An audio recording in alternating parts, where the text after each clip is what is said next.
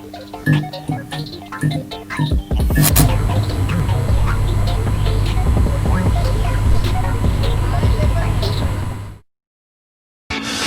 clock keeps ticking like a metronome, and my thoughts keep telling me to get me home, but my balls keep telling me to let me just let me That clock keeps ticking like a metronome, and my thoughts keep telling me to get me home, but my balls keep telling me to let me Fuck all that shit, just let me go.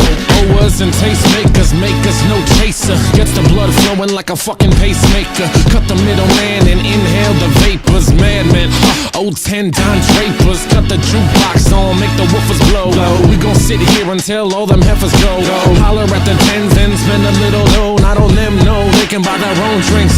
That clock keeps ticking like a metronome, and my thoughts keep telling me to get me home, but my balls keep telling me to let me just let me That clock keeps ticking like a metronome, and my thoughts keep telling me to get me home, but my balls keep telling me to let me fuck all that shit, just let me go. Ladies and gentlemen, boys and girls, children of all ages, welcome back once again to another Wrestling Rundown. I am your host this evening. My name is Noah Foster, and with me, of course, is this elite panel. First off, he's different. He's very productive, very creative. It's the Archangel, James Hebert. James, how are you? I'm pretty good. Finally, we're back because we're not waiting for Owen to get caught up on everything because he's... Yeah. Yeah, just so you know, I love you, Owen, but for the love of God. Owen Fitch, he's on assignment right now. We wish him all the best. He will return soon to this platform. And, of course, joining us as well, he is the Executioner. He is Unrestricted. He is Michael X. Mike, how are you? Unrestricted makes me sound like I'm somebody's porn website that's gone completely down the wrong direction. I'm gonna keep it real with you, Chief.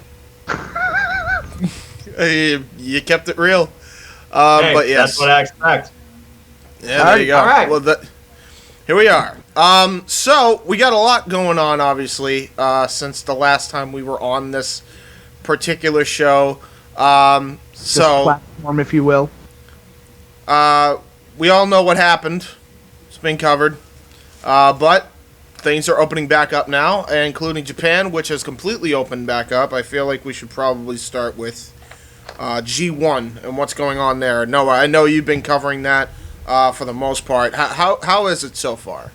I love it! G1 Climax 30 is delivering on all fronts with one-of-a-kind first-ever matches and endless classics from the great performers you know from past years, and some that have really surprised you. What's really been the most surprising to me is Yoshihashi, who's not been involved in this now for the last couple of years, while having one of the worst scores in G1 history run. He has pulled out a number of classic matches that are worth watching back. From Hiroki Goto to Hiroshi Tanahashi to the submission special with Zack Sabre Jr. He really has opened up this year what he brings to New Japan Pro Wrestling, despite the fact some people believe he doesn't belong. I think his match with Evo is probably the best Evo match you'll see the entire G1. That's saying something considering what we know Evo is now.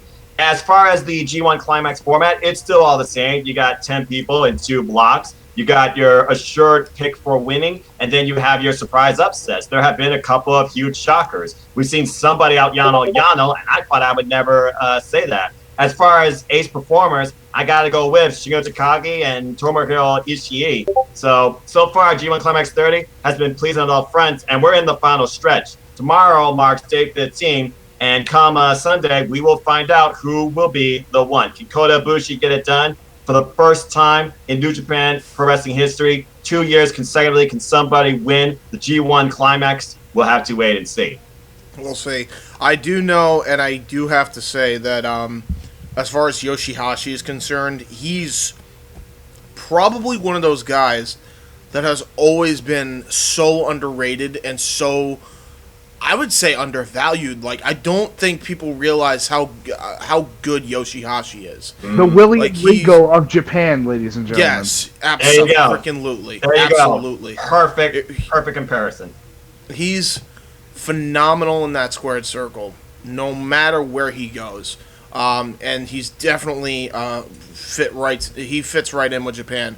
as far as one of those names that surprises me that's even still with the company, I'm shocked Hiroki Goto didn't leave. I'm actually shocked he's still up. Mike had a issue with his thing. He'll be coming back.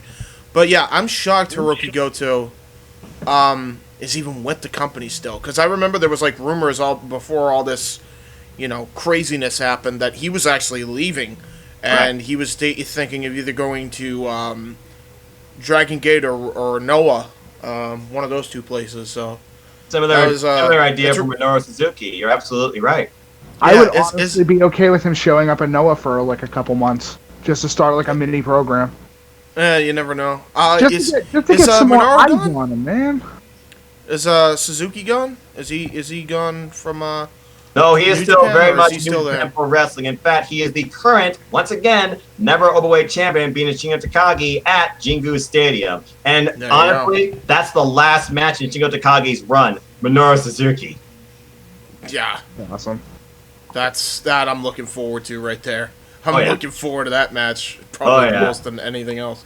James, when would you ever expect to say in your life, I cannot wait for a Japanese match being a kid that loved WWE? Bro. Like, you know what I mean? From way back then, yeah, man, I wouldn't have never expected. I think in a way WWE, and this is kind of like a weird double-edged sword thing, right? Because like WWE sucking, or the main roster in this case, has actually like been a blessing more so than a curse, because of it. It's kind of opened my eyes to all this other phenomenal wrestling that I didn't even know existed. Like, there's so much to pro wrestling that so many people just have never seen or tried to browse and look at when they only think of WWE. And here I am before you, watching New Japan Pro Wrestling for the last 10 years as my number one, expanding even further beyond that to so many independent wrestling promotions. Pro Wrestling Eve, Ring of Honor, Impact Wrestling has really been on fire since Summerversary. Yes. Looking forward to Bound for Glory. NWA had an incredible run. I look forward when Power resumes. MLW, so many professional wrestling companies and little independent wrestling gems. Bloodsport, most recently. It's just a great time to be a wrestling fan. All I got to say, and I hope Tony Khan wants this event, you need to sign Chris Dickinson. Chris Dickinson versus John Moxley was fucking amazing. And so was Killer Kelly versus Allison Kay. Killer Kelly, of course, who we know recently got married. Congrats to her. One of my all-time favorites. Represents ring comp where the mat is sacred. Former NXT UK superstar, former Mae Young Classic competitor, taking on Michael Satomura, who's known as like a god in women's professional wrestling general, period. I loved that match too. Yeah, it was a really, really good match. I hope, I do hope as well, now that you mentioned Killer Kelly, that she's either, because I know she ain't coming back to NXT UK or NXT in general, that's clear. I hope we see her. I hope we see her at some point in either AEW or Impact, because those are probably the two divisions where she would do really, really well, and she'd fit in there like a glove. I think give her a challenge. Tell her to go to Stardom for about a year. She's already been in Stardom as far as... Yeah, hasn't she been in Stardom, though? I think she has competed in Stardom at least one point in her career. But then again, it's never a strange idea to return back to where you really got your ground at some point, even if it was for a short period of time. I mean, we've seen recent returns to Stardom, so there you go. Yeah, there's a big... actually, that kind of segues into what we're kind of talking about, ironically, or what I would love to talk about, because there's a lot going on as far as potential partnerships with Bushiroad and Tony Khan. And I say that because... so obviously Bushiroad now not only owns New Japan Pro Wrestling, but they also own Stardom now too. And Stardom in the past has already been working with AEW, and Tony Khan's actually put it in specifically in specific writing that they could go to New Japan if they wanted to in their contract, making it true that they are an independent contractor, in fact. So now we're seeing New Japan Pro Wrestling storylines kind of infiltrate AEW Dynamite television with Jon Moxley and, Jon Moxley and Lance Archer. And I'm like, okay, so if this is happening, what could be next? Because what I'm seeing is kind of what I was calling for a while now, is that Khan was kind of hoping for something similar to what All In did, which was a celebration of wrestling as opposed to we must compete with everybody. No, wrestling should be a combined effort of everybody to get everybody as many people as possible over. That's what it should be. Be on the lookout for each other. And that's the vibe of AEW, a company on merit, not on politics. It's a team effort. Everyone's there for each other. Yeah. Now, of course, you're going to have your mid-carders, and nobody wants to be the mid-card guy. But honestly, they usually have the most fun. I'm going to be honest. Mid-Carter has a lot of flexibility, too, when it comes to character and direction. I mean, when you think about who you think should be a champion in AEW and hasn't, are they mid-Carders or are they just still part of the show in a different way? Biggest example, Darby Allin. Yeah, 100%, absolutely. When I see the stuff going on Dynamite where they brought in what happened at Wrestle Kingdom this year and they're infiltrating that into Dynamite, especially for the anniversary show coming up. Courtesy of NJPW, that's correct. And I am very curious and hopeful for a potential relationship to blossom. Now, everybody's probably going to jump down everybody's throat and say, well, that's not going to happen because the Young Bucks said it'll never happen because of... Yes, this was with the old management, though. Correct. As we know, Harold Magi, he will officially be outgoing this month, and taking his place as CEO and new NJPW president is the current CEO of NJPW of America, Takami Obari. Which, great. And quite frankly, and this is just me, but I personally think, and it's of no fault of New Japan, it's no fault of their own. I don't think the New Japan Pro Wrestling of America brand is going to take off, mainly because of two factors. It's two factors. The pandemic, obviously. Mm-hmm. And just the simple fact is AEW's around now. So them trying to compete with not only AEW, but like Impact and Ring of Honor, which are also, North American-based promotions, they already have a deal I believe that still stands with Ring of Honor. Why not just have all three work together? Easier said than done. It all comes down to business agreements and also personal arguments. Because again, you're going to have butting heads with all these companies. I mean, people are hoping for NWA and AEW to come together after we had Thunder Rosa and Hikaru Shida, which was definitely one of my favorite women's matches this year. But it's an optimistic idea, James. But again, it's all theory. It all comes down to if everybody can agree. But I can at least see some inter-promotional, feuds and matches on specials. I mean, we got the World Title League coming up in Wrestle Kingdom, so never say never. Good Brothers, we know, they can go work to NJPW. We also know that multiple AEW talents, they want to be a part of AEW. Orange Cassidy suddenly teased them to want to be part of Best Super Juniors. I would lose my damn mind. And of course, we also know that Ring of Honor and NJPW, they've always been on rocky ground. The NJPW legends have even come out to say they don't like the way Ring of Honor has showcased or used the NJPW talent. When it came to G1 Supercard last year that you went to live, admit it, you were there more so enthralled by the NJPW half than the Ring of Honor half. Without NJPW, that show would have been a flop. I can absolutely attest to that. I was there live, and as much as I love that show, even from top to bottom, and I think a lot of that just happened to be there live, New Japan's half was far superior. It just shows that strong style Japanese wrestling will get a crowd popped. Not even just that though, but it's more the fact that the Ring of Honor half was horribly booked. It felt like I was watching a modern day WWE show. And that wasn't good. It actually hindered Ring of Honor's growth a bit. They're finally on the right track now, in large part thanks to Marty Scurll. But it took a bit. It took a bit to get there. And regarding recent events during this COVID era, it probably will remain in that small bubble. We can only hope for the best for them, as it looks like right now, the only thing that's being focused on right now is this pure title tournament. We have to see what happens afterwards. Now, going back to what you said about the NJPW of America, I think it's too soon to compare it to anything. If anything else, it's just NJPW trying to further expand their ideas. NXT was not the 10-year juggernaut in its early stages. It was originally a reality show, match striker, forum, blah, blah, blah. It did not become one of the hottest brands before AEW, simply overnight, let alone in less than a year. NJPW of America has not even been around for 6 months. They slowly have given the idea that they're going to use similar strategies and similar tours and similar principles like NJPW. But again, it's slow growth. I'm looking forward now to see what they'll bring from a strong style standpoint, because now that we have gotten through our recent first tournament that Clark Connors won, the Lion Crown, I probably screwed up that name, we're going to see now how they establish a Never division, because apparently they're going to start stuff related to Never this week, Friday. Okay, that's interesting.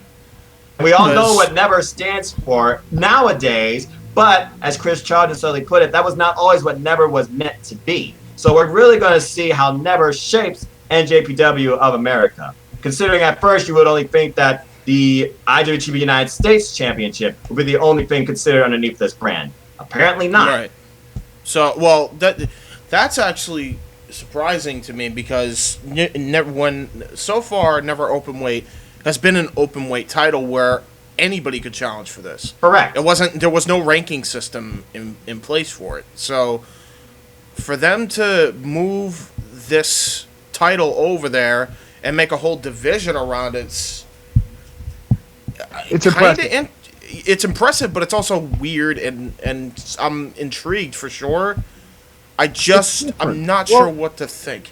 Again, you have to wait and see, because again, NJPW Strong's all pre-recorded. Michael, go ahead, share your thoughts. I think that it's a positive at the end of the day. If they want to do an American brand, they absolutely can. But I want to see the booking done the same. I want to make sure that the New Japan style booking is still there and doesn't feel like a secondary thought. Exactly. I completely agree. I don't want to see New Japan of America turn into New Japan Diet. You know what I mean? That's fair enough. And that's half the problem. And I'm not saying that it's a bad show right now, although to me the whole tournament style that they have, the rules of the tournament, you know how I feel about the British Rounds tournament and the rules of that. Well, that's totally different, but I get you. And again, but NXT, it's like traditional. Yeah. Yeah, but that's the thing for me. It's like NXT UK, even though it's a lot better now after the Cardiff show, in my opinion. Even though a lot of people seem to like it, a large part thanks to Shawn Michaels. But it's like NXT Diet, and a lot of that is because it's like a lot of these. It's basically just another developmental territory, and now NXT is almost part of the main roster. So if you get called up to NXT, you're getting called up to the main roster, and that to me is just like. So scary thoughts. I get it. Scary thoughts, especially with Tony Storm and Rich Hahn under NXT. You wonder if Vince would one day swoop them up and not even know who they are. I get what you're saying, but again, I would not compare NXT to NJPW of America. Nor would I compare. I'm not even comparing NXT. Yeah, right. I'm not comparing NXT to NJPW America. I'm comparing NXT UK to NJPW. It's still America. NXT at the end of the day, because at the end of the day, it's NXT branding. Don't forget, Triple H's real worldly idea. He wants to only focus on this brand, but he wants to take it global. And he's already been in talks, as we know, with All Japan Pro Wrestling. He's got connections there. He really wants to try and create an NXT Japan. Now, is that going to come in the long run? I have no idea. Now, going back to what you said about the book of NJPW of America, you got to build that top tier strong foundation. They haven't figured that out yet. So again, let's give it time. But I'm curious to see how this Never is set up. True. But, Mike, what were you going to say?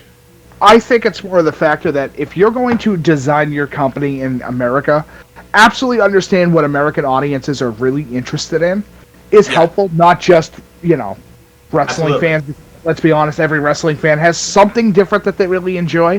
Mm-hmm. Some people really like submission matches or anything, or hardcore. But it's more the fact that if you're going to design a company out here in the sticks of the U.S., you need a launching point. New York, great idea. California, I think, would make a little bit more sense. That's where they are right now. They're literally in the LA dojo. Yes. And now it's just trying to brand it and have it, come to fruition, which is the problem. I think that the issue is going to be, and this is just a problem that every new brand or company has to deal with, is getting the name out there quick enough where people are still going to be interested to watch it a year, after all this nonsense that's happened this year. Yeah, 100%. Yeah, and exactly like you said, this nonsense, this pandemic has hindered the wrestling business. So starting something new during it, that's even more of a greater risk. But again, people who know NJPW, they're definitely going to first focus on that audience and bring them to have attention to this brand. And then I think they're going to branch out and try and, further extract wrestling audiences of various other companies like WWE even, who's dwindling to this day. Impact, NWA, AEW, Ring of Honor, independent scene, you name it. Right. It just, to me, I look at it and it's like, I don't mind them trying something different. It feels like it's a long hill to climb, especially when it comes to AEW in North America and, Ring of Honor still around in North America, and you got Impact as well. So there's a lot of competition between those three companies alone, minus the WWE, which also holds, NXT in Florida.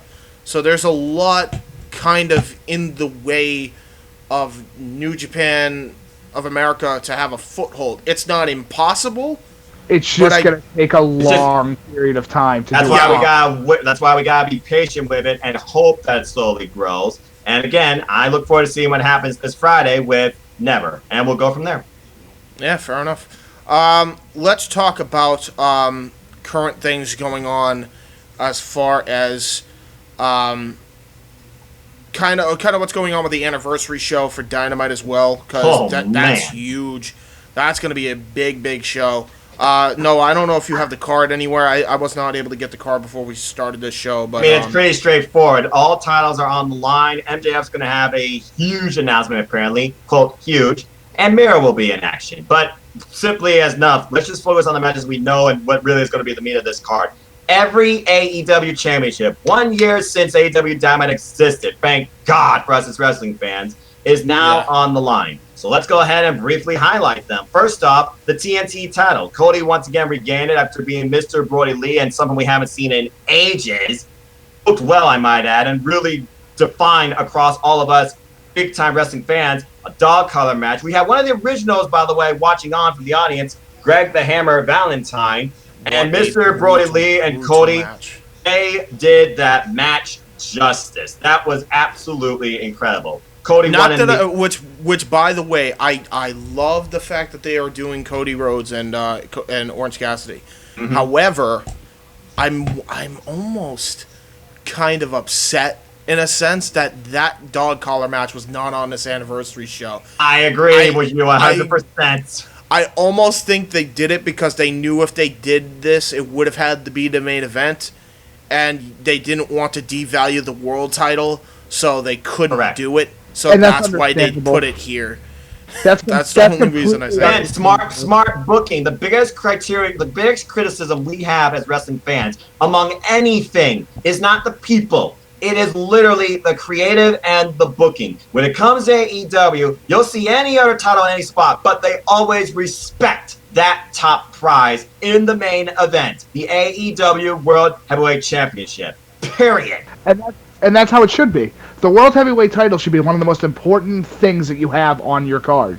Yes. That's how it has been for the past, 100 years of wrestling. That's how it needs to remain.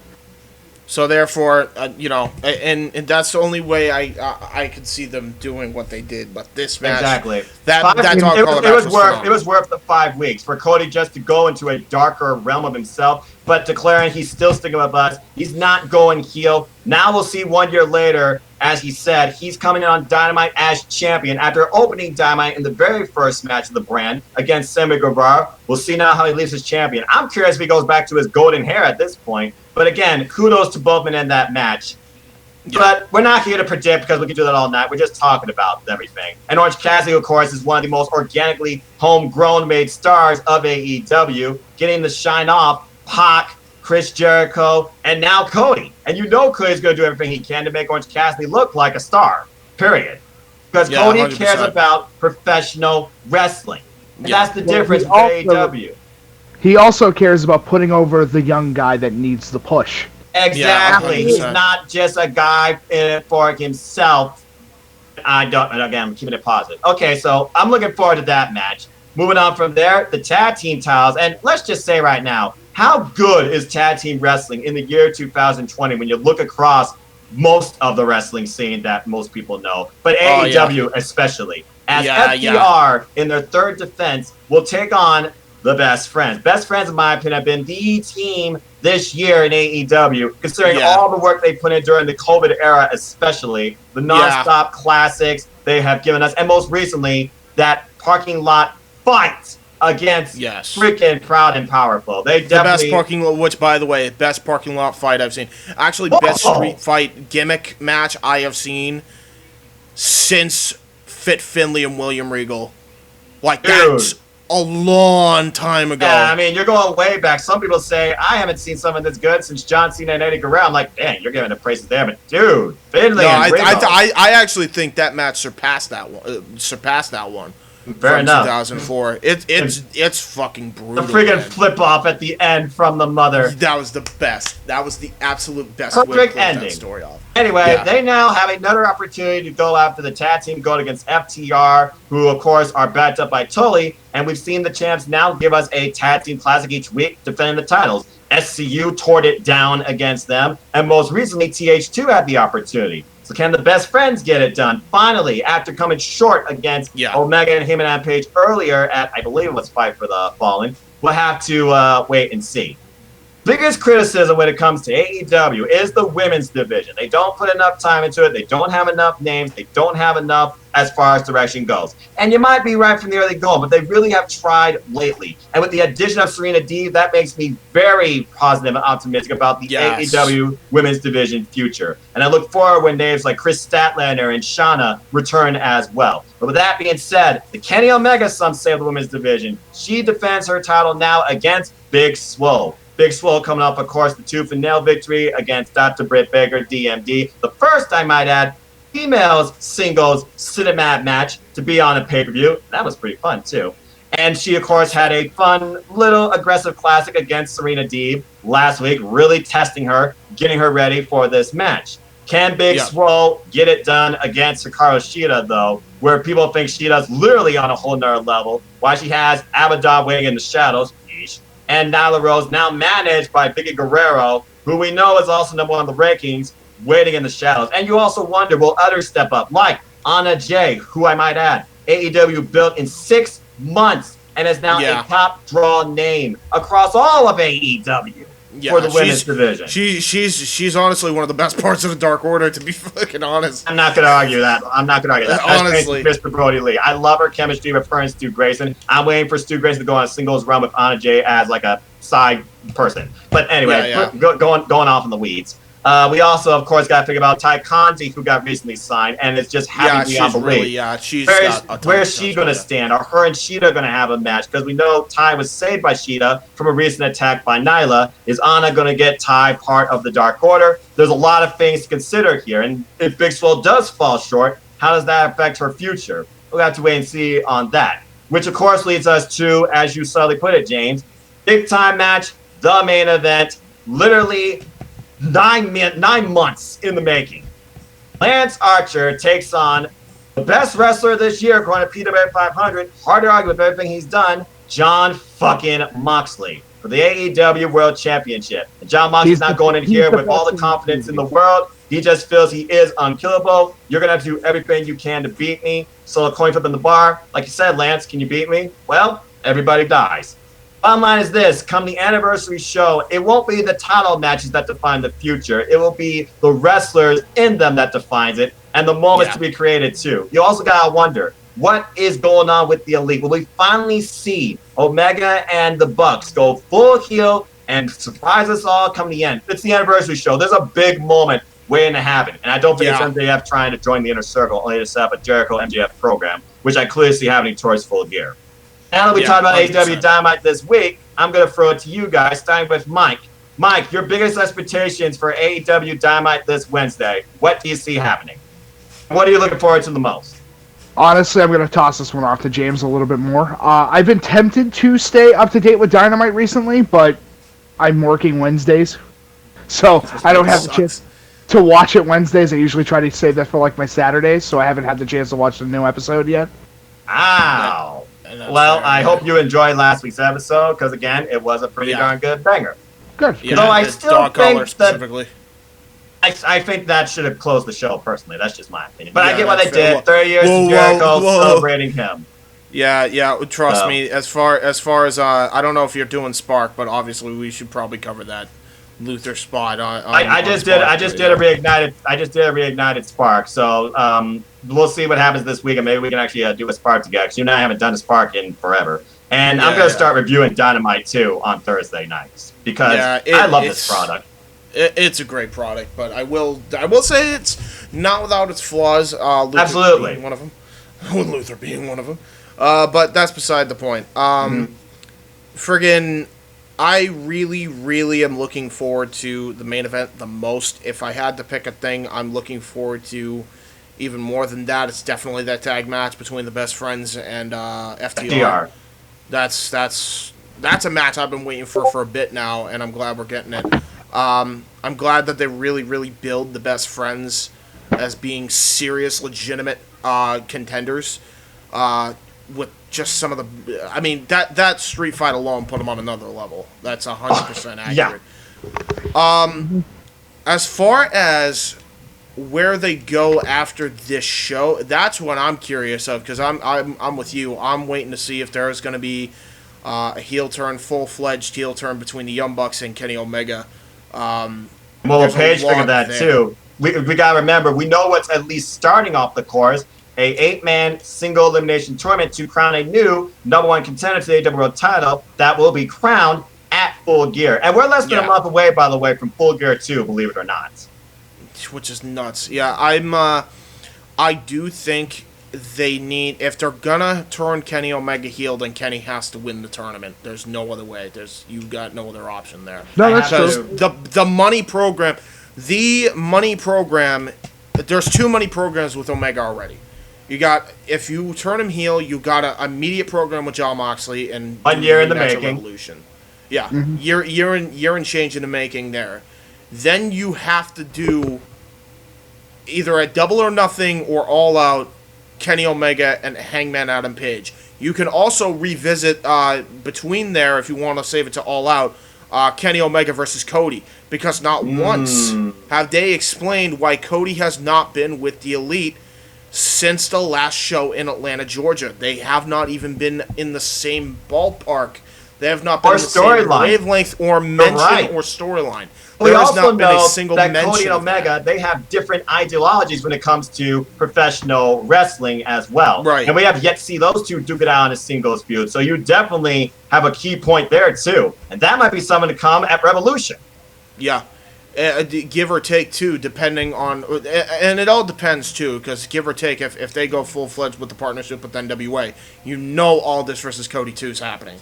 There's no question. I'm sorry. Cody versus Aldis 3, which would be 2 years in the making on that front. So there's a lot going on there. And there's a lot of optimistic booking right there, too. Again, you think about what people want to see with AEW. But again, AEW, folks, the Dynamite product is only literally now 1 year old. Have they truly built themselves up to this point?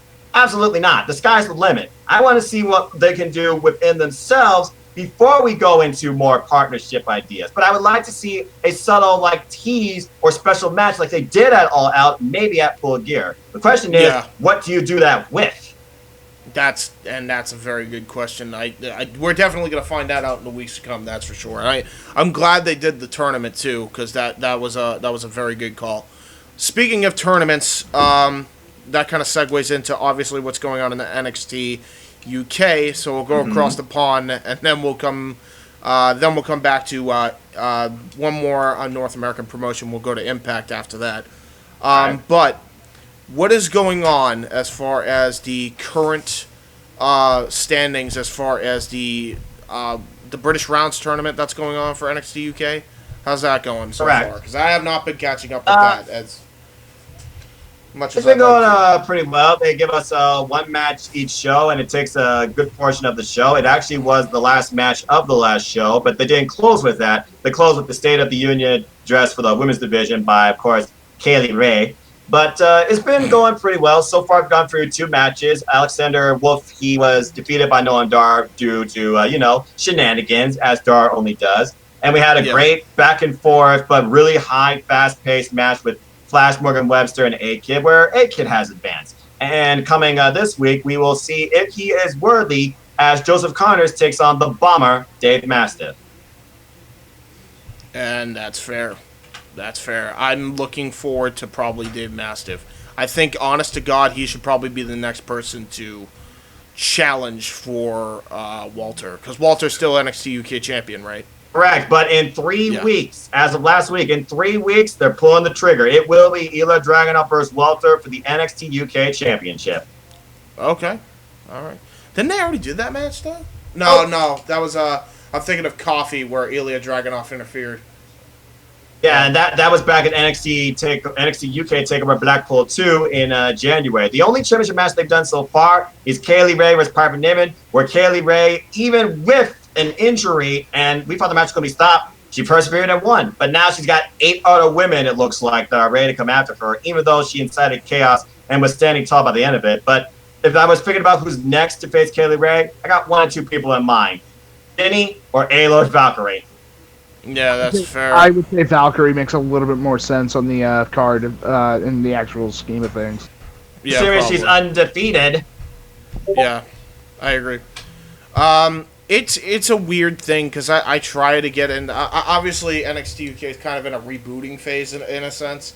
Yes. While they still have the same champions, and it's so weird that they're in BT Sports Studios without a crowd. It's so you odd, would not think about European wrestling without a crowd, because the crowd makes the show, bro. They absolutely they're the biggest stars out of everything, and they're it's a different just as big vibe. as stars. It's a nice set, and it's good to have it back. I will say that I've missed this brand. I missed when wrestling had crowds, big crowds.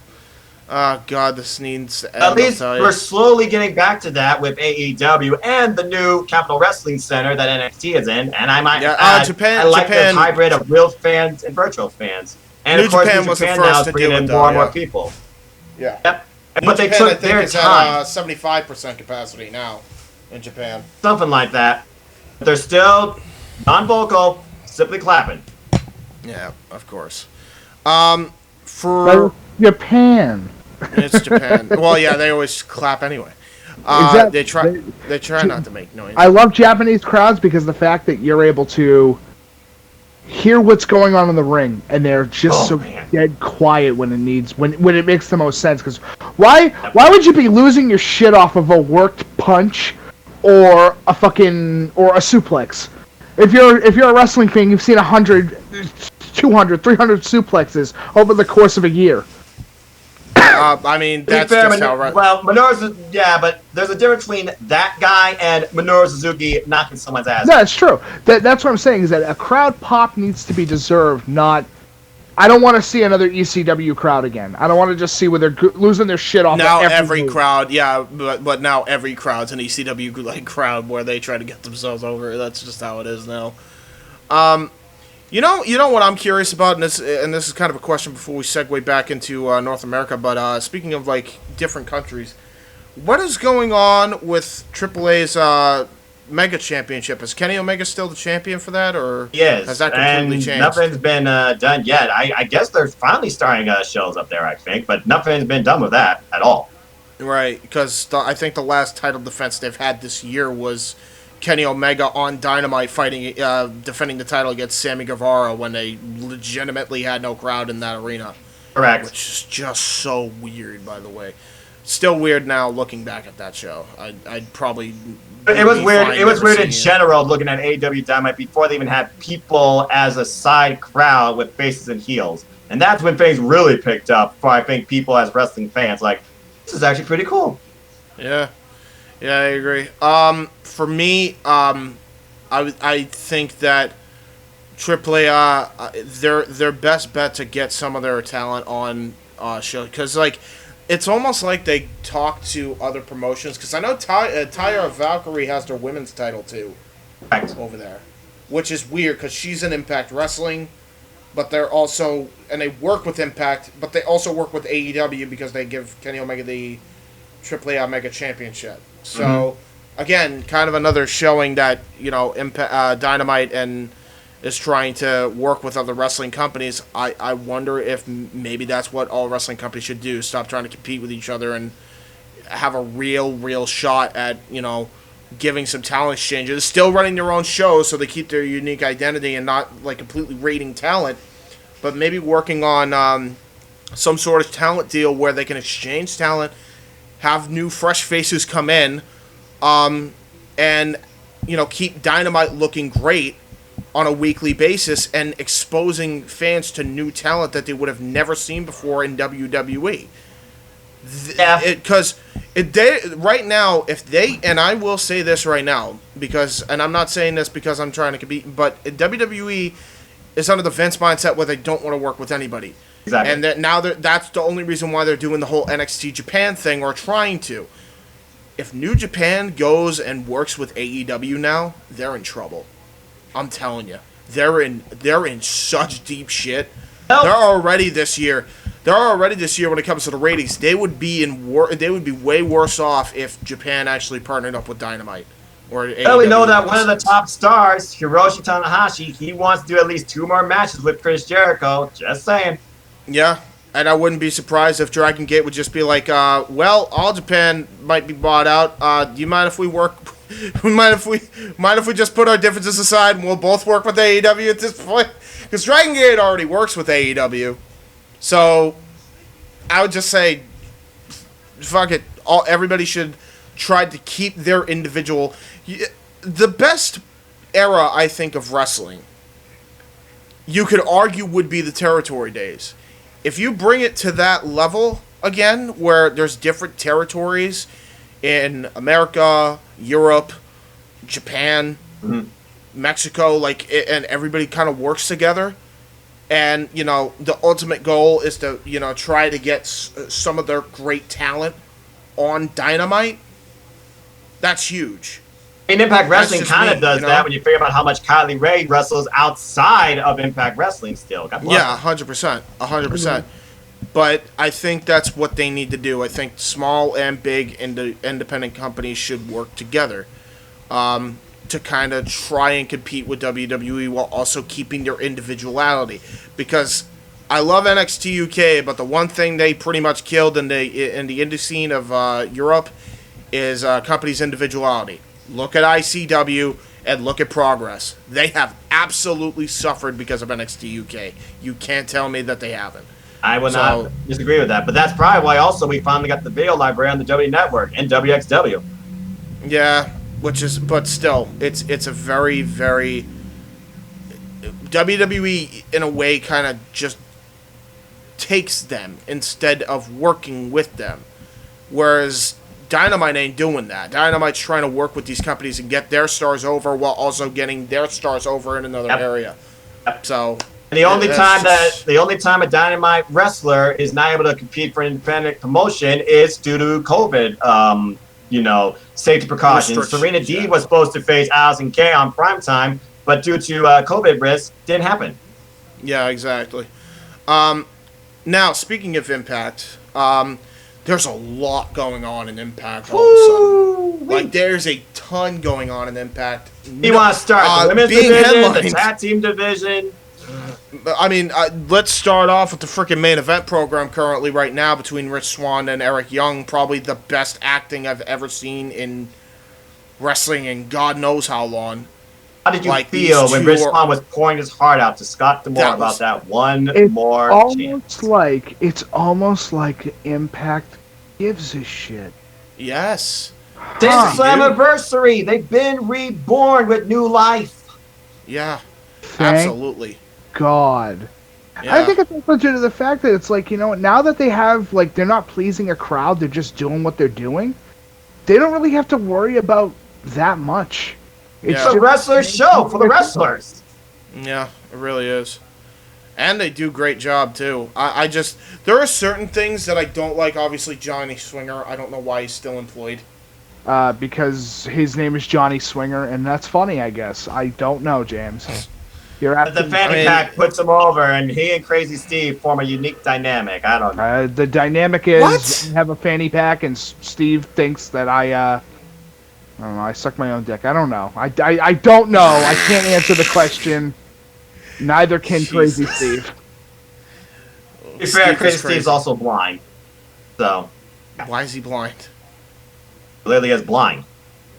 Why? Why is he wrestling? Hardly That's- blind. I don't know. fuck? I don't know. I've literally heard that he's like a blind wrestler, according to my friend Cindy G. So, yeah. What? I think that's a rib. I think he just got ribbed. No, Yeah, I like, figured. I can't imagine him completely blind, but sometimes you wonder based on his actions, is something there. Yeah, I will say this though. I know Aaron Riff did it with Zatuichi, the blind swordsman, on No DQ, but I don't think that actually exists. He probably that's- just like half blind or something like that. I don't know. I've heard he has eyes. That makes sense. Yeah, I was about But to say anyway, that makes sense. talking about Impact Wrestling, let's first look at their women's division. Some call it the Yes. best women's division in the wrestling business today. I With the disagree. depth they have. Tag I don't know, teams, man. single-wise, NXT side is the stories. best still. I will say NXT NXT has is great the best. depth, but they're not using all of them to the fullest. Let's Right, look at that's everybody in Impact Wrestling. You have multiple teams that could be a Knockouts champion, having feuds just cuz. You have this intertwined other tag team storyline where everybody's going after Rosemary and Taya, who of course are figuring out this whole wedding situation. And then of course you have the top tier picture where we have Kylie Ray preparing to take on Deonna Purrazzo, and Kimberly and Susie coming into play as external factors. Well, Susie at this point no longer because her arm's probably broken after what happened at Victory Road. But now Kimberly takes on Kylie Ray this week. So there's a lot Right. going on in the women's division alone. Fair enough. I think if I'm looking forward to anything out of all of that, it's definitely the main picture with Kylie Ray and Deonna Purrazzo, because those two are great. I believe that, Mike, I'm hearing myself. What happened? What do you mean? You keep unplugging your thingy. Oh. No, I'm not unplugging him. I'm going to talk to He was about to also say a thought too, but James, go ahead and finish your thought. Then I want to hear Mike's input because I bet you has a lot to say about Impact and not just the women either. Because I feel Yeah, like you and I have talked more than Mike. So go ahead and do your thought. Yeah. I love I think I love the main event picture just because of the freaking talent they're pushing for that Knockouts belt. It's great. Deonna Purrazzo being one, Kylie Ray being another. Who was the woman that Deonna Purrazzo fought in that Iron Woman match? Jordan Grace, who is now Jordan involved in the freaking X Division 6-pack challenge at Bound for I'm not- Glory. not Stay shocked tuned by because I that. will be doing predictions with Cindy G on Bound for Glory as well. I look forward to that. I am really loving their tag team division. My God, is their tag team division? It's probably right up there with AEW's Dynamites. There's so many. Talking about good teams out four there. legit tag teams duking it out for the gold, and then you have like a few other tag teams that give you like a little bit of comedy relief, but they also bring their own thing too. You got the Rascals, you got Triple XL that's had their own fallout in tag team matches where the Rascals have gotten the better of the two now twice. Yeah.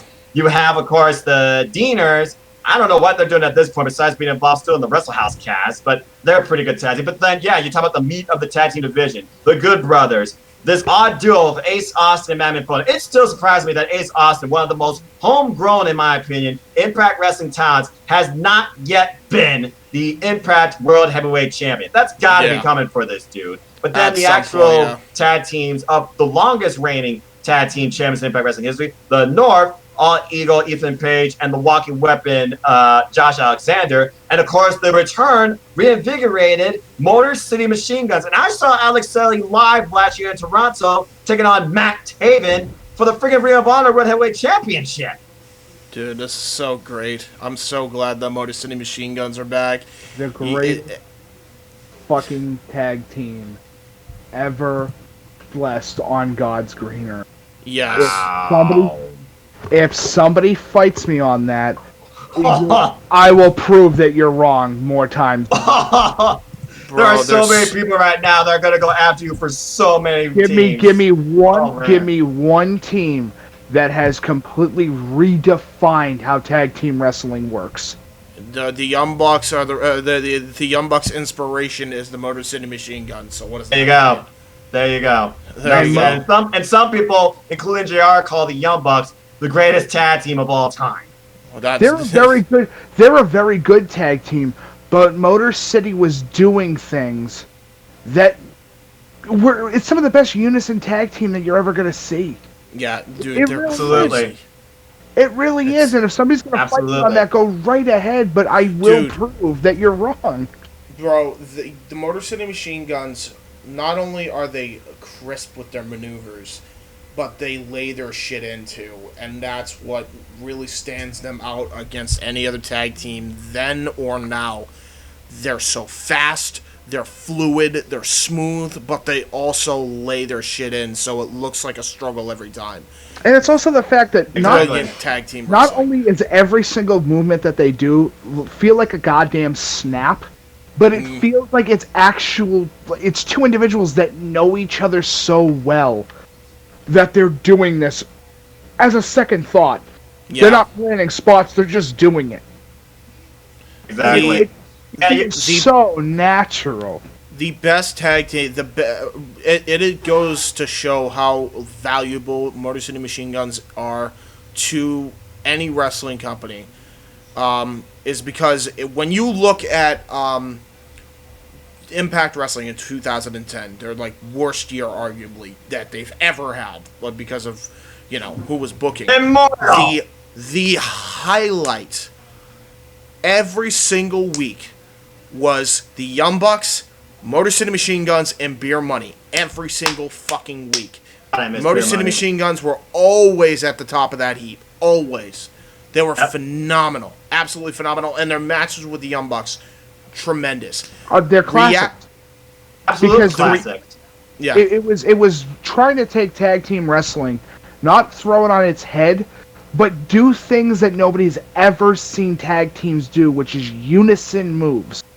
Yeah. Doing things in unison, becoming something that's so much more impressive. And I'll say, when when Motor City first came out, there's no other tag team that was doing that at the time. I can't. They were originators of it. I can't think of one off the top of my head. I can't either. Like, are you gonna say ENC? I disagree. Are you gonna say the Hardys? I disagree. You're gonna say the Dudleys? And I love. And that's going to cause a lot of controversy, but they were never as fluid as the fucking Motor City Machine Guns. Never. Not even close. It's not even close. You're trying to compare apples and oranges. And sorry, but this time apples fucking kick oranges' asses. Briscoes, G.O.D., the list goes on and on. I get you. But I think when it comes to in-ring skill, performance, and who they are, I think that Motor City Machine Gun, besides having the greatest tag team name that you could ever have, it is the greatest team of all time. You also have, of course, the narrative right now that EC3 is controlling with Moose and the so-called title, as he just discarded over a bridge. I have a feeling the narrative is not quite over, as he says, free Moose. Is EC3 no, free? he got rid of the TNA World Championship. I love his idea of EC3 not only trying to free himself, but Moose. Because there's a lot of similarities when it comes to both these men, especially as champions in Impact Wrestling. I've liked the way this story has gone, and it's official now. EC3 will face Moose at Bound for Glory. Speaking of which, the Bound for Glory card looks very good. And by the way, great fallout, by the way, for Victory Road to Neil Dashwood and Caleb with the K, and Jordan Grace. Think about how many women have been used most recently. Jordan Grace, Tennille Dashwood, Jessica Havoc, Nevaeh, Tasha Steeles, Kiera Hogan, Rosemary, Taya Valkyrie, Deonna Purrazzo, Susie, Kimberly, and Kylie Ray. That's 17 different women that have been in joining storylines over just the past 3 weeks. 18 if you count ODB. And that's the big thing with Impact. Impact's where, and I'll say it even to this day, is where new shit is going to appear that you're never going to see in any other company. Which is crazy to me that even to this friggin' day, they are proving that they are one of the greatest brands out there, because they're willing to put the title on fucking Abyss when he was in the company. A guy who anywhere else would be just thrown on the back burner and never be pushed ever. And ain't that a shame too? It really It's crazy. is. Yeah, And he considering the still man's kind of talent. is now. And he still kind of is now with He this. still kind of is now, but hey, what are you gonna do? Was he even? Has he even been shown after the AJ Styles segment or whatever? No. Probably not. No. Freaking. Sunset Park, nowhere to be found. That's. But that's yeah, let's look at the X division as well, and how they're trying to redefine it now, including Little Punk Powerhouse recently got married to Jonathan Gresham. Jordan Grace now, Bob, in the X division picture. Look at the X division picture nowadays. It is always still, to this day, they put so much focus into it, but they don't overkill it. And now we have this one-of-a-kind champion I thought I would never see in Rohit Raju, in as confident as ever, but also as possessive as ever with the title. Phenomenal. He's so good. You know what? And here's a controversial opinion, but I don't care. I'm going to say it. Screw you anyway. Rohit Raju is a better version of Santos Escobar. 100%. Oh, that's completely agreed. Oh, Dude, wow. Bro, and look, I've given it time. I'm done giving it a chance. First off, the angle was Vince Russo-esque with the whole way they formed that group. You can't convince me otherwise. It really was. I don't like it. They found his cliff notes.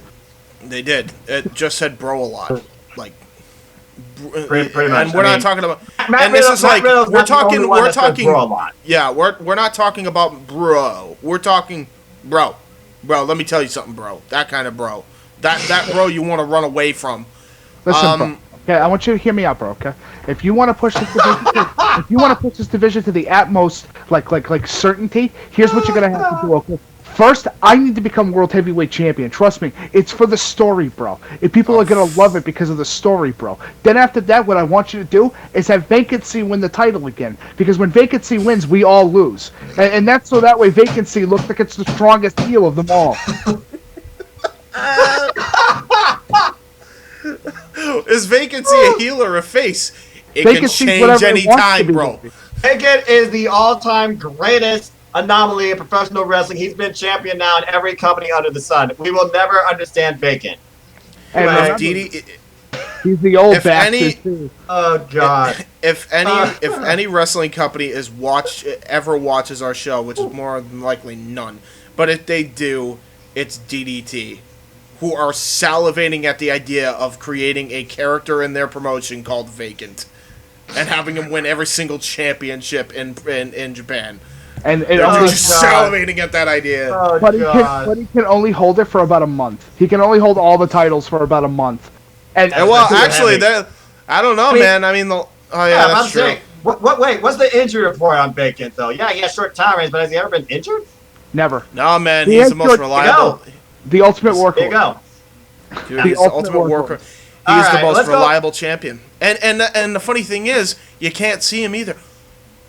It's Vacant's Cena John full time. Cena. That Vacant's makes just sense. John Cena. That makes sense. No. Even when he's invisible, he's burying everybody. Ouch. That shovel. Listen, when Oh, we man. have Vacancy win the title, bro, here's what we got to do. First, Oh, no. he's got to be in a pole match, because the pole match is the greatest match that you will ever see. Then after that, when he wins, no, listen, bro, you know what I say is gospel. I am your God. When he wins, I the pole invented match, God, bro. I invented God, bro. I God, decided. no, bro, no. I was on Backlash apparently, bro, and that went wrong in a hurry, bro. Okay. I want you to hear me out, bro. Okay, this is what's gonna happen. God. He wins the pole match. Wait for it. Here's where the kicker comes in. He wins the pole match upside down. It turns out the costume is upside down, and he had a mannequin head near his crotch. That's how he wins the pole match, bro. Complete confusion. The most Oh, powerful God. gift a wrestler can have, besides being good in the ring and being me. Yes. That's true. I'm sure Bruce Pritchard would love to agree with you on one of his podcasts, and Well, Eric he's Bischoff right. will do you out in 83 weeks. Rohit Raju is back great. to being on topic. Very, very good heel. He's hilarious too. Like his comedic timing is impeccable. Opportunity! I offer opportunity! Bro, You beat he the is- champ, but the title wasn't on the line. Bro, his comedic timing is fucking impeccable. It's I a god. love Rohit Raju, dude. Yeah, brilliant, absolutely brilliant. Absolutely. All right, let's brilliant. go ahead. We haven't talked about one other thing. When you think about people that are part of Impact Wrestling, but they're really doing that more for sort of themselves, even though they're revitalizing their career, you gotta think about they're also doing it for others. Let's go ahead and look at what's going on with this Ken Shamrock Eddie Edwards dynamic. Now, Yeah. I look at Eddie Yeah. Edwards, and he was a former Impact World Champion, and now you wonder what's next for him. He tried to take the title back, he failed, and all of a sudden, Ken Shamrock decides, I want to have a match with Eric Young. So how do you form that? You take a ghost from Eddie Edwards' past, and you use him as a influence, though I think the social media thing's overkill, to bring back the old Ken Shamrock, the one that used to beat himself in the head and literally break people's ankles. And now you have this grudge match coming up between Eddie Edwards and Ken Shamrock. I think this is a little weird, but I could actually see something coming out of this for Eddie Edwards thing. Yeah. James, your view on this storyline and grudge match to happen at Bound for Glory? It is. Well, if you bring back the old Ken Shamrock, that's fine. So long as he doesn't cut a promo like he did on Tito Ortiz, where he said he was going to beat you into, a living death. Well, that's And why we Tito got laughed in his face. Callahan, who just seems to be manipulating him, like pushing a button and just igniting this old Ken Shamrock out of nowhere, it seems. Though Ken Shamrock seems reluctant to go back to that old Ken Shamrock. I love the old Ken Shamrock. I don't know why he's reluctant. I remember. I think it's storyline-wise, you know? You know how ironic it is that we're talking about the storyline, too, and we actually did see the old Ken Shamrock recently for a retro. A retro watch party. Me and the boys from Indie Force, Mike included, watched Mania 15, and one of the highlights, even though the match was just made no sense at all, was Ken Shamrock, because he did this beautiful drop toe hold transition into the freaking ankle lock, and just it was seamless. It was just absolutely seamless. It's almost like Ken's a martial artist, and then became a wrestler, and then you realized, and then he became the bodyguard for 50 Cent. Yeah, that's true. He's not wrong. Honestly, I wouldn't mind having him as my bodyguard. I'll tell you. I would 100% rather have Vacancy, bro. Because Vacancy. I don't know, man. If Ken Shamrock was involved, I think he beat Vacancy into a living death. And I don't know how strong Bacon is. You've seen that lame brain silhouette. It doesn't look like he's got the biggest body on him. Just saying. It's not about the body, brother. It's all about the brains, okay? He can never lose a match because he was never in the match. Ask Bobby the Brain Heenan, bro. R.I.P. All right. Okay, so moving on from that, let's focus on the last aspect here before we look at the Bound for Glory card so far. You subtly touched on it, James. Eric Young. Whoa, man. Talk about a world-class maniac indeed. We got Eric Young versus Rich Swann. You talked about how this program was formed. We thought Rich Swann was going to retire. He somehow pleads with Scott D'Amore, who might have has been probably one of the best overall wrestling general managers, even if he is an executive producer, I have seen since probably Teddy Long, if I'm honest with you. And he barely is involved on screen, I might add. But now I don't know, man. I think Regal's the best one, but that's beside because the he's point. still constant on-screen GM. That's different, Right. And he only comes out when actually needed. It's one thing when a GM actually puts themselves within a wrestler storyline. It's another thing when they help just drive it from an external standpoint. Regal, Scott D'Amore, heck, some people classify Tony Khan. I don't classify Tony Khan as that because he's just the freaking owner. They let the wrestlers lead the whole thing. But Scott D'Amore now, he has allowed Rich Swann this one last opportunity to get what has eluded him since coming to Impact Wrestling, the Impact World Heavyweight Championship. We went to the gym with Jimmy Jacobs. We saw the doctor look like he was doing good. And then out of nowhere, safely, Eric Young comes in, beats the crap out of him. Looks like he probably tried to smash his ankle with a weight. Says, I warned you about this. I tried to take you out of this world. You're back in my world now. And here we are. So give me your thoughts so far on this world title thing. And the same promo we see that basically the driving force going to the Bound for Glory. This is our world now. I love maybe you could make an argument that maybe Eric Young's been a little off. In some segments, I'll admit he's been weird. Rich Swann's the star of this whole feud. Oh yeah, he's great, but that's He's because he has such a phenomenal. natural talent. He's so naturally friggin' gifted. Where Eric, it took a long time to get broken out of the shell that he had, to get out there to be himself. And I kind of like the fact that he's coming back from his time in WWE, and he's a little fucking crazy now. Like, he's a little out there. He's a little nuts. I love it. I absolutely love it. And then I go, that's great. Yep, Unchained. Yeah, he's the world-class maniac is his new gimmick. He's been correct. He tried to friggin' pile drive Alicia Edwards. Listen, here's what he did, okay? He put on some ECW, he sat in a back room and listened to Our Lady Peace Whatever, and he went crazy. Jesus Christ, probably. And then what happened later on, he watched WCW 2000 and went, oh, God. Talk about driving a man to insanity.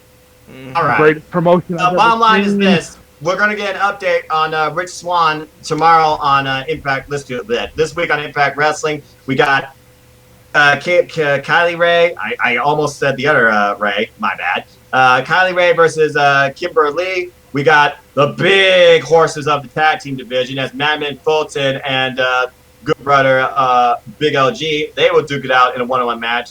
And we got a triple threat knockouts tag team match as well. So there's a lot going on as we head close to the Bound for Glory. And the card is looking stacked. All titles are on the line. We got Eric Gunn versus Rich Swann for the Impact World Championship in the main event.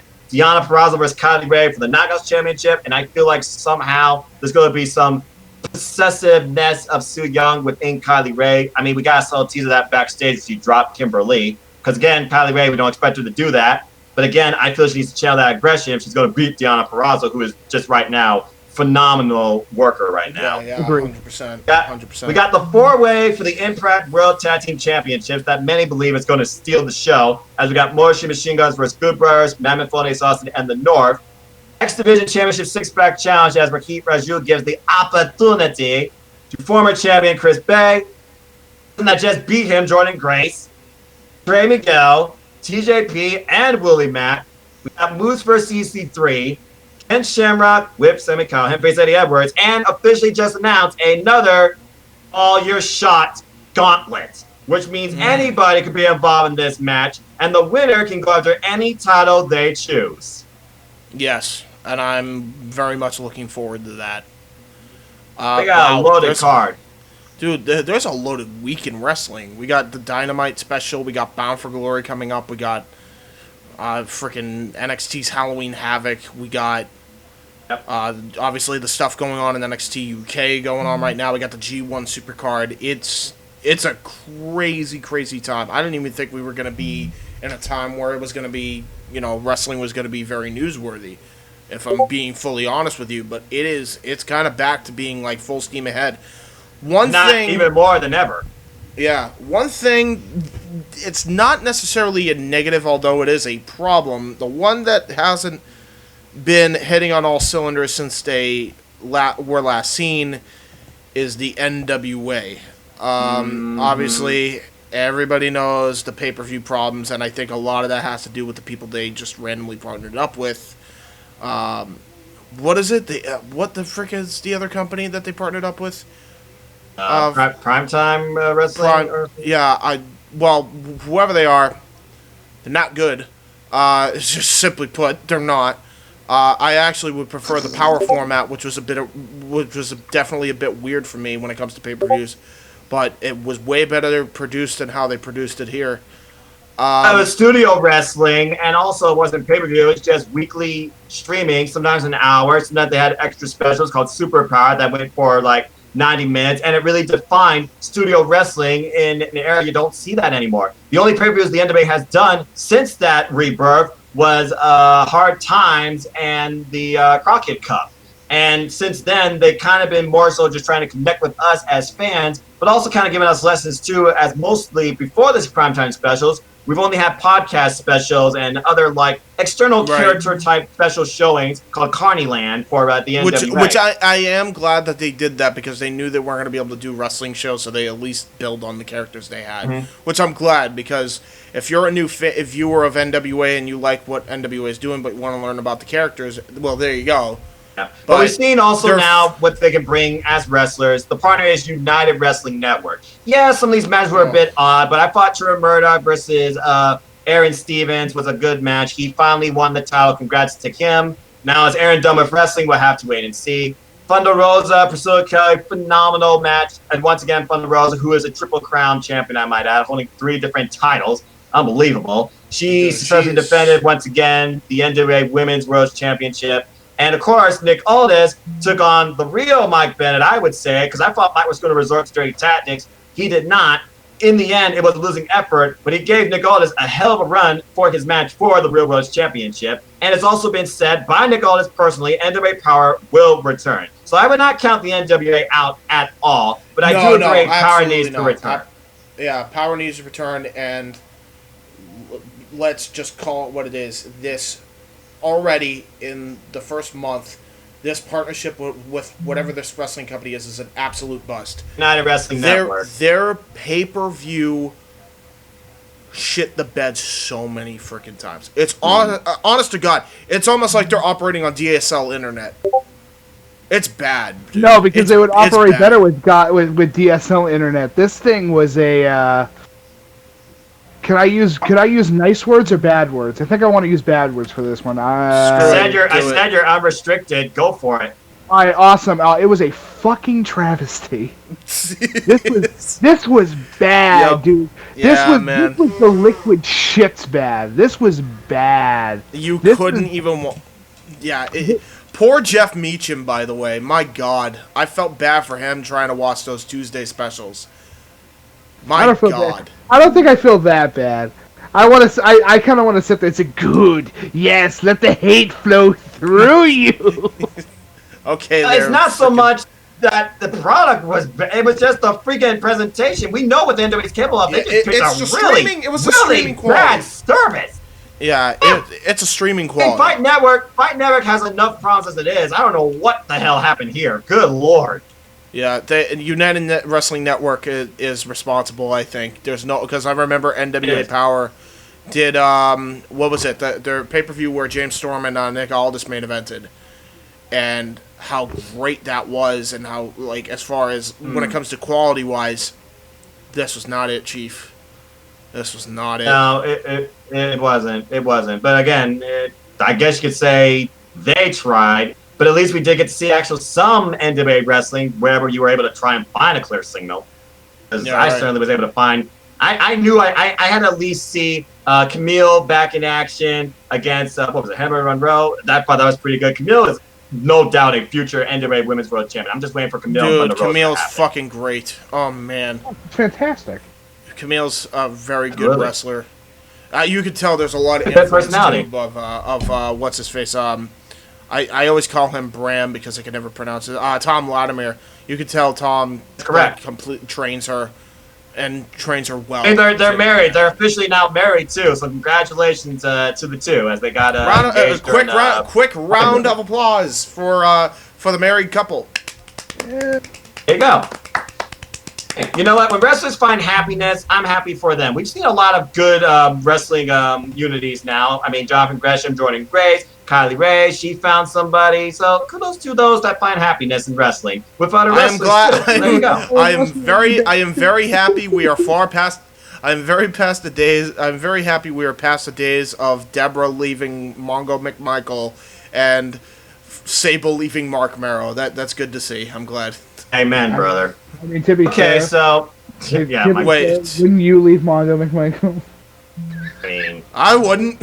I love Mongo McMichael. I think he's hilarious. I'm not saying anything. So I'm not saying anything. All right, let's go ahead and talk about one last aspect. We forgot to talk about this guy. After all, he's got kids. Heath Slater, James, your thoughts on Heath Slater's Impact Wrestling Heath Slater is Heath for Impact. Do you still believe that? Heath Miller, aka Heath Slater, is the best thing on Impact because he's just memeing. He's just a meme, and he knows it, and he's running with it. I argue that this run with the I Got Kids angle is better done than the one in WWE. He's getting cameo celebrities and pretending that they're helping him get a job by paying $5. It's classic comedy. Rhino involved in this. I loved it. With my kids. Dude, everything. She took everything. My favorite part of that whole segment, especially the one where the contract. No, I'll tell you the one that I loved. Go for it. His whole kind of campaign speech. Hi, my name's Heath. I used to have a last name, but now a billionaire keeps it in the safe. That was done. I died. Oh, God. For impact, that's all I gotta say. Yeah, so we saw the fallout from the contract signing as he talked about his value, and basically Scott D'Amore, he had something for it, but Heath had something much higher, and then they had a fallout. And then Rhino being dropped by real name by Heath now, you wonder where this dynamic is gonna go from here. So I gotta ask you all, what's next for Heath? I don't know, man, but I know Heath is the best person on Impact as far as comedy. I had a joke there, but I'll leave it alone for at least. Go ahead. What's the joke? Go. Oh, Lord. I was gonna say he no longer has to go to the unemployment line, so he's all set on that. One less thing for him to do. There you go. I mean, this is true. Watch stream. Huh? What stream? I don't know what that is. That's you. What? How'd that happen? Stream. Hold on. Oh, hey. There you go. I was just doing that. Hey, for Impact, baby! It's all He's for Impact. It's all because we made fun of Mongo McMichaels. That's fair. That's fair. All right. There he is. Heath for Impact. There you go. All right. There you go. How do you stop screen sharing now? There you go. I just mentioned it. There's a screen sharing function like Zoom. Come on, we had to talk about Heath. But anyway. But yeah, the whole fallout with Scott D'Amore, but then he drops Rhino's real name. It's like, I had this opportunity. It didn't go well. Now I'm just going to move on. I don't think he's going to move on that easily. Honestly, I could see Heath involved in the Call Your Shot gauntlet. Yeah, absolutely. I think he wins it, actually. He literally might, because then Scott D'Amore will have no choice to literally give in to whatever Heath wants. Yeah, I agree. This is literally the storyline being set up for the Call Your Shot gauntlet. I really do. I wouldn't mind seeing him have a really good match too, because Heath is actually a very underrated worker too. Absolutely, like he's tremendously underrated. Rich Swann's obviously going to beat Eric Young. That's the story. That's the natural progression there. I think I'd love to see Rich Swann give Heath a chance, and them tear the house down, because I think they could. I absolutely think they could. I agree. My thing is, speaking of underrated wrestlers, who do we want to vote as an underrated wrestler of the week? We could just all kind of talk about who we think is the most underrated wrestler this week, because I kind of want to make that a theme on the rundown. Who's the most underrated person this week? Okay. I got about that for a moment. If you have one, go for it. I got one for you. I think the most underrated out of anybody so far, I think, even though he's gotten some recognition, I feel like it's Kyle O'Reilly. I don't think people realize how good Kyle O'Reilly is. Oh, he's excellent. We haven't even talked about NXT. I gotta agree. Shawn Michaels put it best. He might be the hidden gem. Strike that. The secret weapon, or the biggest kept secret in all of professional wrestling. Yes. 15 years we saw what Kyle O'Reilly could do under the so-called biggest name brand against Finn Balor, and these two have been waiting to meet each other now for 15 years, as we've only, or most people who aren't me, know Kyle O'Reilly as a tag team specialist, we've only seen him now or recognize him under NXT. Kyle O'Reilly gave us truly what he can do in a top-tier singles main event position. And he owned it, even with internal injuries early going. And the match was ended prematurely due to both men's injuries extent. That match was supposed to go longer. That is by far one of the best takeover matches I've seen this year. Not alone, Kyle O'Reilly, one of the best matches I've seen for him since part of NXT. Dude, honestly, and I'm not even kidding when I say this, it is so good that it's actually a match of the year contender. It is so damn good. There you go. It's so freaking good. I didn't think we'd ever get a pandemic era match of the year candidate this year. It definitely gets it. That match between him and friggin' Finn is an incredible back and forth. Yeah. That was not a typical sports entertainment match. That was a true world championship that was New Japan. affair. That was New Japan influence all day, every day. Thank you. That was strong style all day, dude. And that's the whole thing. Yeah, Absolutely. I know that. And yeah, Finn broke his jaw, but you know what? He broke his jaw having one of the best matches of his career in WWE. Dude, that's a hell of a way to get your name out there and break your jaw at the same time. I will say. I'm just saying. It's I like, mean, you literally put in the work to get your name out there, okay? Yeah, 100%. There you go. I will say also, as far as underrated, and I know he's got as far as like he's got controversy, but I watched the match back, and maybe Mike, I don't know, maybe you were just tired or something when you saw it. I actually really liked the match between Velveteen Dream and Kushida. I think Velveteen is so underrated. I never said I didn't like the match. You're missing. Oh yeah, right. I said that both. I said them in unison costume makes no goddamn sense. Back to the Future vibe here, and it's not even Halloween. It was literally Doc Brown versus Marty. That's why I said, "Come on, Marty." Which again makes no sense. It does because Kushida, as far as his character goes, he channels Back to the Future. But as far as storyline, I agree. They have not had one reference, mention, or even DeLorean cameo when it comes to Back to the Future. This was just out of nowhere. Yeah, but that match was really, really good, and Kushida showed a side of him that I didn't even think was capable. I think he's severely underrated. I thought all the matches at TakeOver were pretty darn good, actually. This was one of the more so better TakeOvers I've seen probably this year, considering the other TakeOvers have been like hybrid house shows and this whole pandemic thing kind of threw everything apart. The last real TakeOver was what? Portland? And the number one match I remember from that is Keith Lee versus Dominik Dijakovic. For me, the only thing that I really didn't enjoy, even though the matches were all great, I agree with you. The only thing that threw me off about that show is I just can't buy into Candice LeRae and Johnny Gargano as heels. I've given it plenty of time to. It's just I'm not into it. No, I completely. I'm not into the couple heel dynamic. I can get into Candice LeRae. Hold on.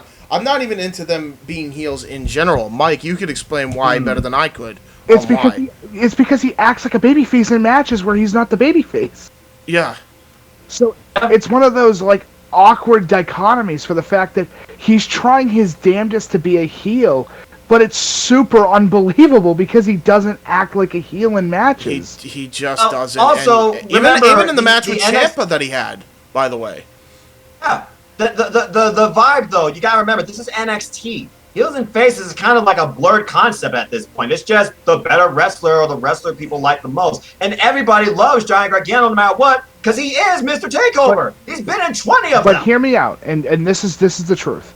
In every wrestling match, no matter if it's two faces, two heels, or a face and a heel, somebody is going to get the higher cheer next to somebody else. And in this case, it's Damian Priest, which is fair. That's fair, because he is supposed to be the guy that you would cheer for in that match. But if this was in front of a crowd, Damian Priest would get like half boos, because naturally he would be a better heel than Gargano, who's a naturally better babyface. It only works here because there ain't no crowd. There would be chance of Johnny Takeover. Yeah, absolutely. There would be. It just, and the same with Candice LeRae, by the way. And this is why I say, as good as the match between Io Shirai and Candice LeRae was, it doesn't come anywhere close to their first encounter. Agree. And I saw their first encounter live. I absolutely agree. You know how long I wanted this match. You know how long I want her to be the champion. As far as this versus the other one, the one I saw live in Toronto last year, surpassed. They were trying to, and this is what I'll call it, they were trying to Michaels Undertaker it, and it wasn't going to happen. It was a one. It was a one and done. If there was, you need more build. That's the problem. Is that there was almost no build into the match. Which he won a over the top rope battle royale. Whoop-de-doo. And then you have a mixed tag team match. That's your build for what could be one of the strongest contenders for a women's professional wrestling championship match under the NXT banner. Sorry. No, not a fan. That's Vince Russo. Not enough put into it. I'm not even Vince Russo. I'm sorry. That's McMahon all day. McMahon, okay? Because we gotta remember, McMahon now has teeth in NXT since it's part of the USA Sadly, Network. yeah. Because he's been unhappy with NXT because of, if nothing else, the Then don't ratings. put it on Wednesdays, you moron! He's not gonna move it. Well, what the hell did he expect was going to happen then? Seriously. I thought they was gonna put AEW out of business, honestly. Well, yeah, he's Which a wasn't gonna blithering happen. idiot. Which wasn't going to happen because it's not the Attitude Era anymore, because there's nothing on weekly WWE main roster TV that people are going to Dude, this ain't. And you want to know the sad part is, I realize how bad Vince has always been petty because I've been watching Wrestling Bios, which, by the way, if you have not watched Wrestling Bios, go watch him. He does great stuff. They're an excellent. It is an excellent. They're excellent. Yeah, he's phenomenal. But I've been watching the Reliving the War series, and these Billionaire Ted skits are just The worst. woeful, bro. They're And you know woeful. what's crazy? It's worse than the VKM thing in TNA. Yeah. Absolutely. Because that was just like, having fun. They were just on drugs and just having a good time. The freaking New Age Outlaws were just drunk out of their head. They were just having a wild party. That's what that came down to. All right, With well, we Triple kind of H, went off topic. we're gonna meet you all at the Alamo. By the way, happy birthday to the American Dream, Dusty Rhodes, the pioneer of NXT. Rest in peace. Absolutely. All right. Rest in peace, baby. As far as my underrated wrestler, I keep saying it. I love Kylan King. Kylan King to me brings everything that the AEW Women's Division could use. We've seen her in a technical bout. We've seen her in an aggressive bout. We've seen her in a wrestling match. We've seen her as, well, the underdog. And we've also seen her get destroyed and also confused with the likes of Abaddon, Penelope Ford, Eva Lee's, Serena Deeb. Kylan King to me is one of those I feel like that really can help elevate the game in the AEW Women's Division. I'm waiting for her to finally take on Hikaru Shida one-on-one. I always love her performances in the ring. I'm looking forward to see what her and Nyla Rose do again. Round 2 come tomorrow night on AEW Dark, which of course I will watch Wednesday because Tuesday nights for me, Impact rules the night. But for me, it's definitely Kylan King. I hope AEW signs her personally. Agreed. Yeah, I would say before Mike goes and gives his most underrated wrestler of the week or the last 2 weeks, whatever, because technically we're doing this as a bi-weekly thing anyway. But Exactly, and that's why I went with her. I would say Chris Dickinson after his match with Moxley, but I think after his match with Moxley, he's definitely not underrated anymore. And if they thought, I think anyone that you're survives sorely that mistaken. long of a war with John Moxley has their name on other people's mouths. I think Moxley, honestly, if they found a way, because you knew Moxley was going to win anyway, I would have made it for the AEW title.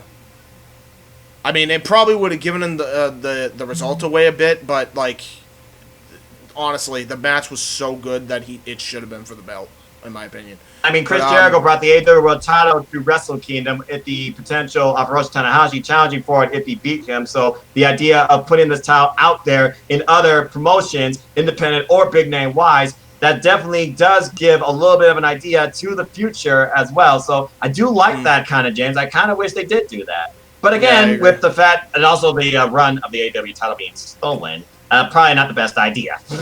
Yeah, probably not. I totally understand where you're coming from. However, real quick, Mike, and then I'll let you go. How crazy is it that Josh Barnett is putting on wrestling cards, huh? It's fucking MMA fighter.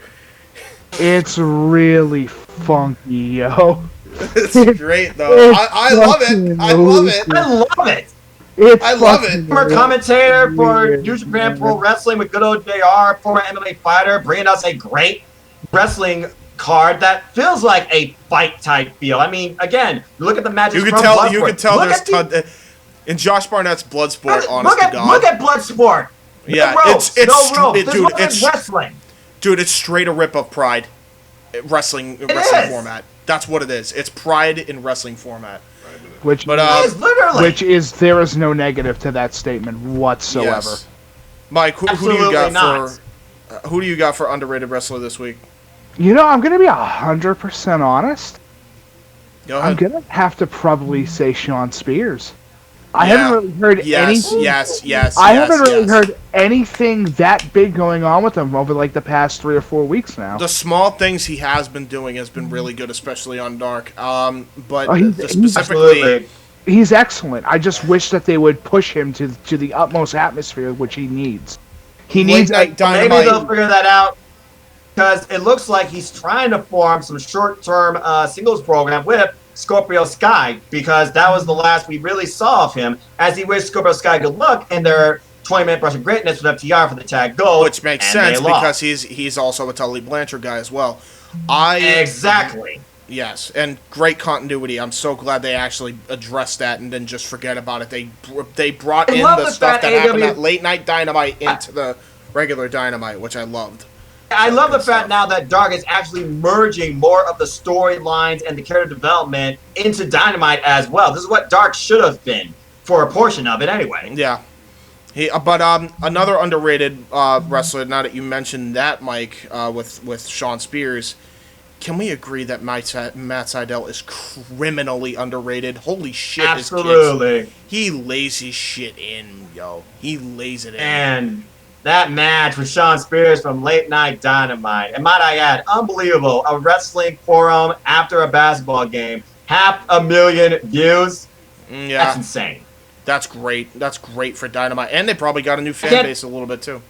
I can't tell you the last time I watched something non-Japan wrestling-wise at that time that I enjoyed. That hour of wrestling was totally worth the wait. Yeah, 100%. I agree. It's amazing how much Dynamite has flexed itself, too. Saturdays, Thursdays. The only night we have not seen Dynamite on yet is Monday. Yet. I think they're waiting for the right time, honestly, because you never know, honestly. I think they keep their base audience anyway, because they have a very dedicated fan base for sure. I mean, they're averaging at least 700,000 always. Yeah, 100%.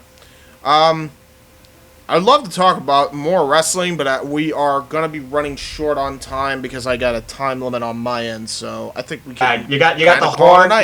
You got the horn from Millionaire. We got to call it here. There we go. Yes. Yeah, there you go. So we're gonna start off with Mike when it comes to plugs. Mike, anywhere they could check you out? I mean, they probably know by this point. I honestly just, if you want to follow me on Twitter, go right ahead. I'm not gonna be that guy to say, don't do that. Yes. But yeah, follow me on Twitter at Hell's Warrior 25. I wish I could change that name, but I can't. I've tried. Jeez. I did what I could. Oh, there you go. But in any case, watch WYW, watch the Indie Force, watch Open Mic Night, which will be having a new episode coming out at some point in the future. Not sure when. 100% off the top of my head, but hey. We'll let you know. Enjoy. This time I'll be able to promote without everything being so freaking loaded that I can't, I won't just be like, I don't want to do stuff. Yeah, try not to overload yourself, James. Time management. Yeah, exactly. I also want to promote. I also want to keep myself busy, so I got to try. But you guys can also find me and Mike on the Indie Force. We also are here on the Wrestling Rundown, at least for the time being. I don't know if he'll be on every episode, but he will be. This is kind of the new format, at least for the foreseeable future. Chris Dobb may appear every now and again as well. And we'll be using Discord a lot more often, so that way you can hear us clearly. And hopefully I can get Chris to get himself a Discord as well, so that way he can be heard. Hey, I got one for you. Hold on. Hey, Chris. Go ahead. Hey, Chris. If you happen to have watched this podcast or not, download Discord. It's free, which is good. That's a big important bit. It's free. And if you don't, well, I'm going to say very nasty things about you on Twitter and see what happens. Oh. Yeah, you don't want that to happen, don't you? I'll cancel culture the shit out of you. You sound like the Triple H promo one time. Like, me and my friend, we're not going to be watching. Good grief. Yeah, Jesus. But yeah, go check us out over on the Indie Force. Check Mike out and Mike Nikos over on Open Mic Night. Check out Jay Hebert Theme Edits. Got one coming up with Kane. It's Halloween month. no shit. Finn Balor custom theme edit has already been posted. Kane is coming up next because it's gotta be Kane. We're bringing him in there.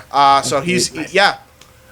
Basically, it's not a custom theme. It's his old theme by Finger 11, but with a better intro and a little bit of an extended edit to it. So be on the lookout for that one. And, yeah, I'm actually going to be doing a Jay Hebert side, basically just kind of updating everybody on what's going on with this channel, my channel, and everybody else's channel, and just generally shoot the shit on whatever. And it may be a live format as well, so stay tuned for that one.